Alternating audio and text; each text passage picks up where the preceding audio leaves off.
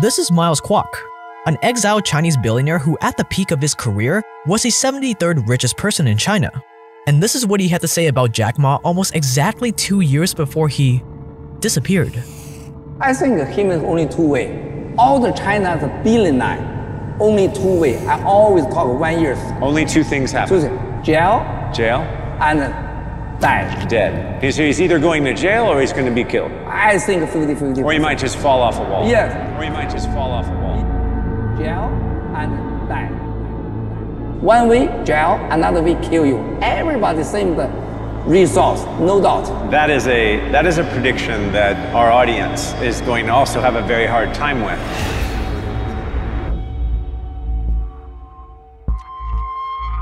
December 10, 2015. Guo Guangchang, also known as the Warren Buffett of China, disappears. We do not know what is happening in his case. He truly has vanished, according to Caixin magazine. Guo founded the Fosun Group, a mega conglomerate and investment company with over $100 billion in assets. Their portfolio includes big pharma in China and India, insurance companies, hospital chains in Portugal, the Atlantis Resort, national banks, and even a 25% stake in Cirque du Soleil. And in 2020, their main subsidiary, Fosun International, ranked number 371 on the Forbes Global 2000 list, making him the 17th richest man in China in 2015. And yet, on December 10, 2015, Guo dropped off the face of the earth. And Fosun executives reported that they lost contact with their boss. Day 2. Fosun Group's halts trading on both the Hong Kong and Shanghai Stock Exchange, pending the release of an announcement containing inside information. The company said that Guo was assisting in certain investigations carried out by mainland judicial authorities. The company also mentioned that they were in contact with Guo just through appropriate channels. Day 3 or 4. Fosun Group held a conference call where one of the shareholders asked if that meant they were talking to Guo directly or through an intermediary, possibly a government intermediary. The question was left unanswered. January 7, 2016. Almost exactly a month after Guo's disappearance sent shockwaves through the Chinese business community, Zhou Chengjian, billionaire fashion entrepreneur, also disappears. Zhou has a classic rags to riches story, but in this case the rags part is quite literal. He tried his hand at carpentry, bricklaying, and finally as a tailor. He got his savings confiscated by the government at 14, basically going bankrupt, and eventually Zhou founded one of China's best-known fashion brands, Metter's Bonwe.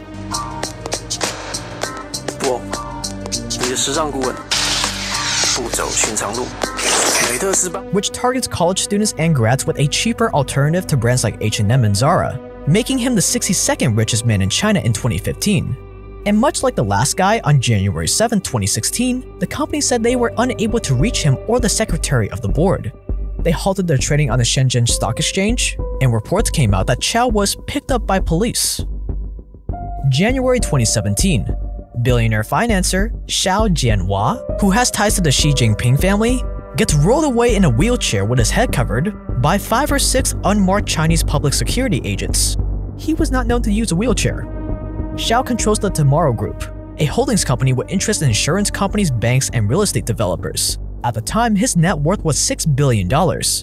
Paranoid about other billionaires that went missing, Xiao and other Chinese tycoons got out of the mainland and hid in hotels like the Four Seasons in Hong Kong, where these tycoons were believed to have rented out entire floors at $6,000 to $26,000 per month.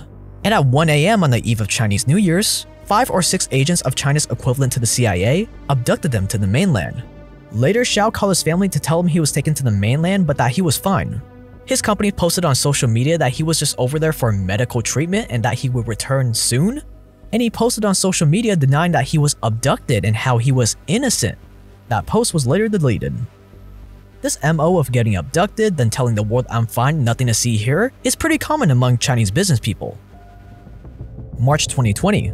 Real estate mogul Ren Qichang posted a brutal essay online hating on the great leader and the Chinese Communist Party's handling of the virus. It included baseless insults like if there was freedom of speech, citizens would take active measures to protect themselves, or when shameless and ignorant people attempt to resign themselves to the stupidity of the great leader, society becomes a mob that's hard to develop and sustain. And plenty of other anti-communist rhetoric that have no basis in reality. So starting on March 12th, Ren was understandably never heard from again, and his Weibo account, which had 37 million followers, is now deleted. Now, out of these 4 billionaires that went away, how many do you think came back? 2. 2 came back. One was sentenced to prison, another one never reappeared in the public eye. The real estate mogul who called the president a clown in that essay was missing for 7 months, and in September 2020, he magically reappeared to be sentenced to 18 years in prison. The charge?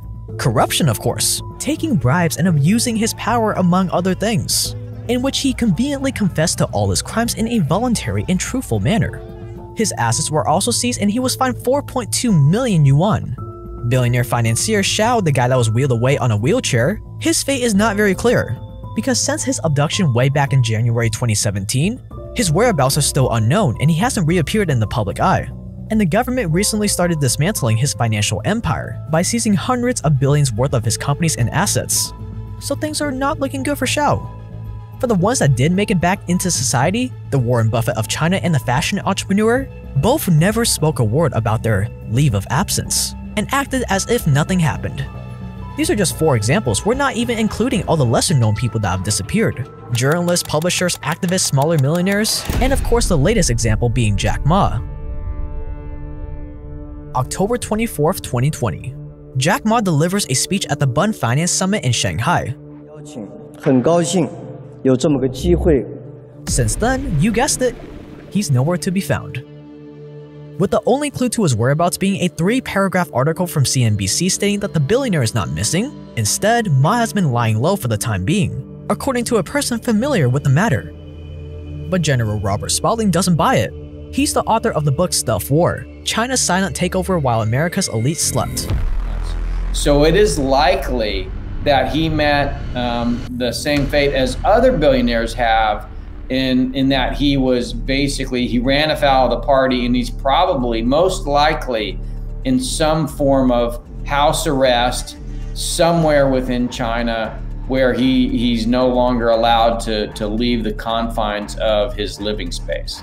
So a report came out recently that there was a rumor that he was laying low, but you think it's more likely house arrest?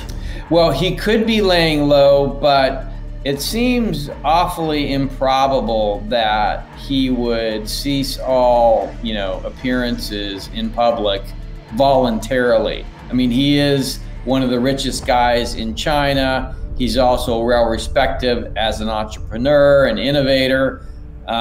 So the idea that he would just stop all of a sudden being public, possible, but it is more likely that he, met the fate of many other billionaires under Xi Jinping, which is he was forced into some kind of lockdown. After all, as you know, this pattern of disappearing, then telling people you're okay when you're not, is what we've seen in previous examples.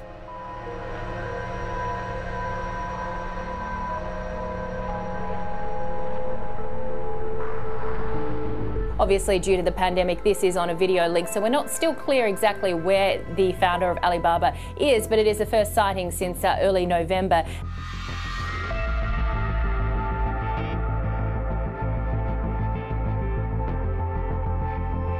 Now, one would think Jack's speech must have been pretty spicy, pretty brutal against the CCP.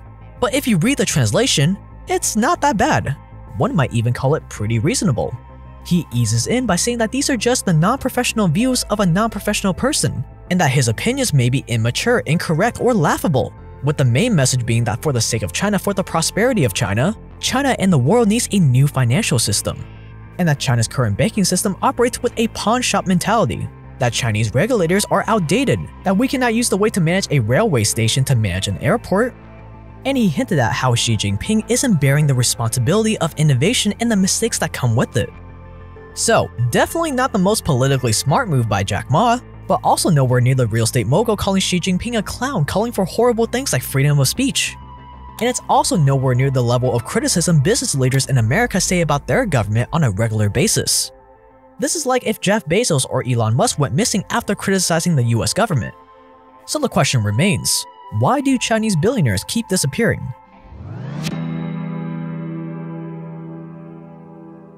During the mid-1900s, there was no such thing as private businesses or private enterprise in China. It was pure communism. there was no private enterprise allowed whatsoever. In fact, they had like collective communes, really, for people, essentially shared labor to grow their crops. The problem was, those plebs kept dying from starvation and poor central planning. And over the time that Mao Zedong was in charge, millions of people, tens of millions of people died in China because of the economy's inability to create enough sustenance for the people. After the main leader Mao Zedong died, his successor started allowing a little capitalism into the mix while still maintaining absolute control. It doesn't matter if the cat is white or black as long as it catches mice. So this allowed some limited private sector activity within the Chinese economy. And what started out as a little private enterprise has slowly grown into what China is today, which is kind of this mix of authoritarianism and capitalism, but capitalism that's very much constrained by the things that the Chinese Communist Party wants.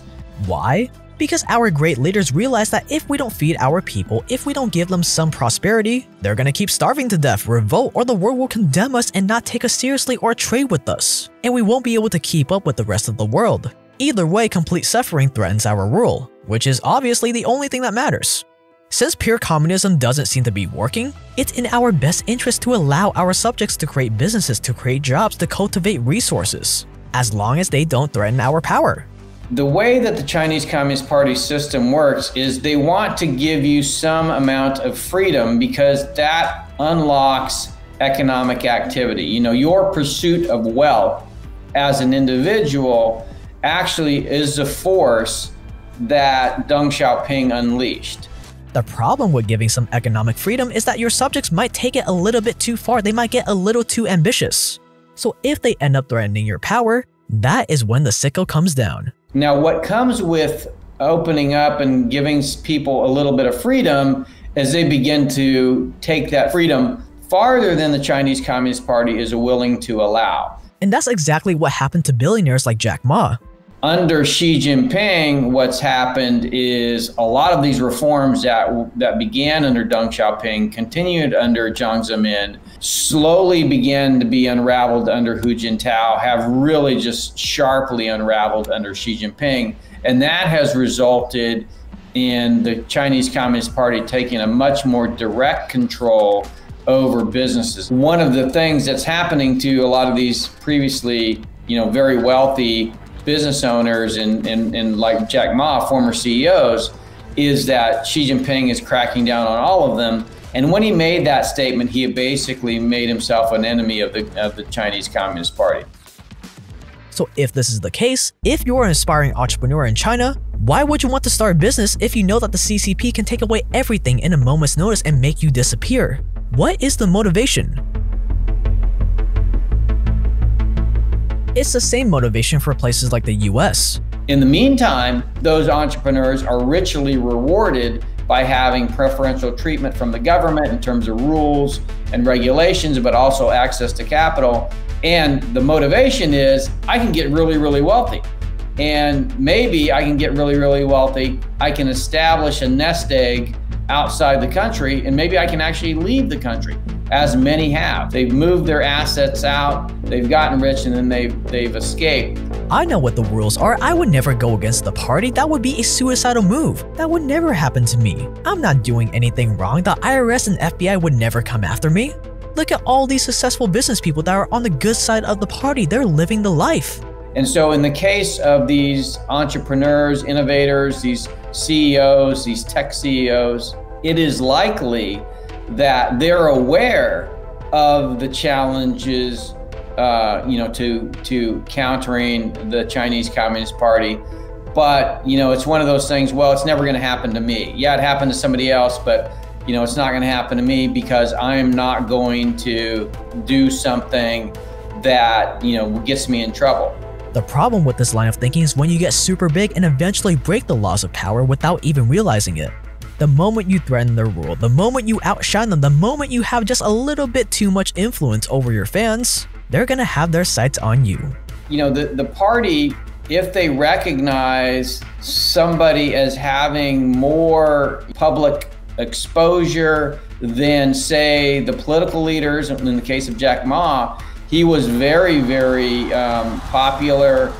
He had a big following. He was a very successful businessman. You know, as that stature becomes something that could become a political problem for the Chinese Communist Party, it is the case that you might do things exactly like you were doing before. In other words, you're not saying anything different or doing anything different. It's just that the party has come to see you as an adversary to the party. And so you may think it's not going to happen to me because I know where the limits are and I am not going to cross that boundary.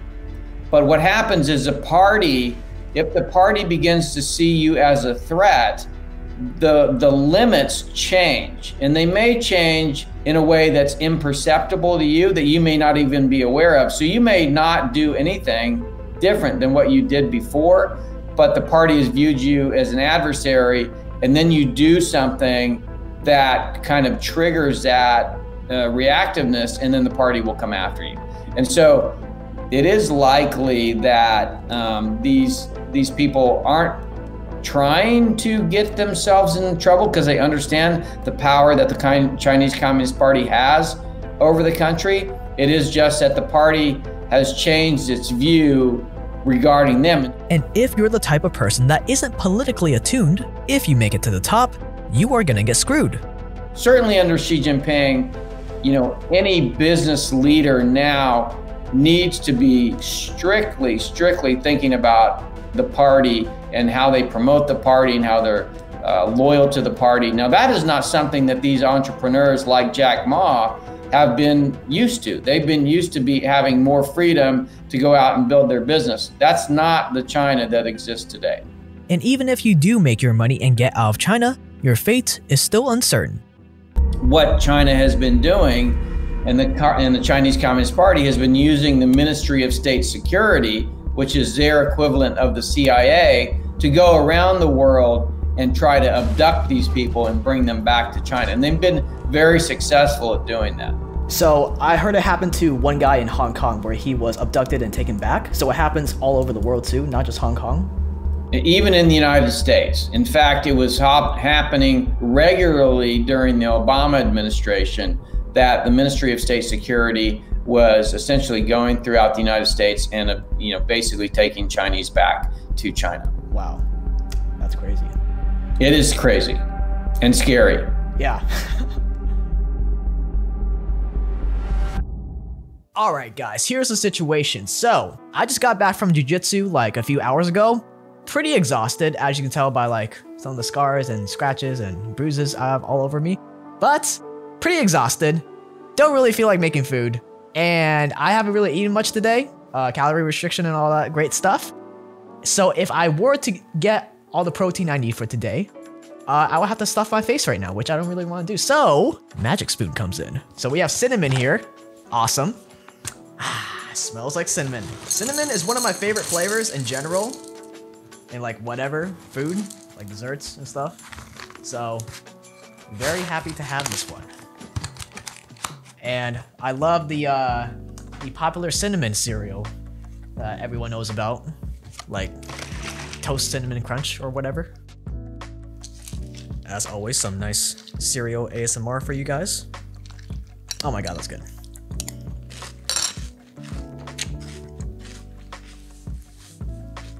One more.